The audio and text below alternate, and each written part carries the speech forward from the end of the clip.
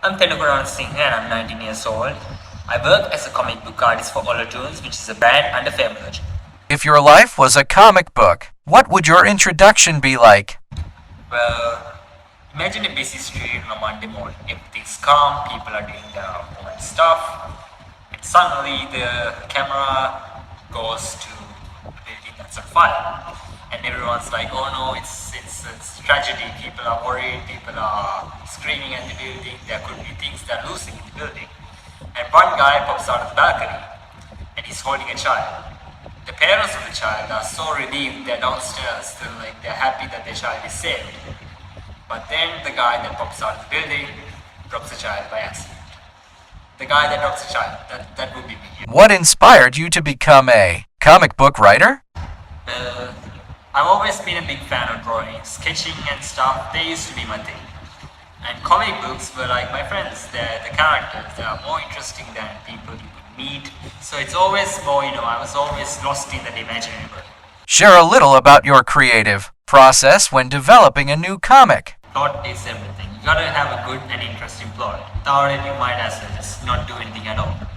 And this plot, it's like the puppet master of the whole story. Controls everything.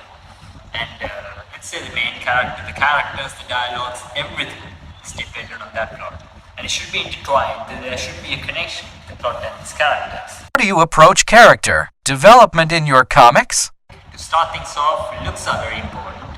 And because shape language is something that we use in arts to really express characters. Let's say someone's fierce and very sharp, very high thinking capabilities, things like that. So we use things like point gauges and sharp curves, things like that to really define that character. If someone's supposed to be strong and independent, they'll be using squares and more bulky shapes. And these shapes really represent, and it makes it so that the audience finds it easier to understand. Can you share a little about your upcoming projects? Well, there is one that I'm working on right now. It's a story about Sri Lankan myths and legends. Things that a lot of people don't know about. They heard of it, but they don't know the stories and the interesting details about it. And the whole project was to, like in Famology, we created it so that people are more aware about it and having a good time reading it as well. And it'll come out soon. There'll be about 3 or 4 chapters. It's a very short story.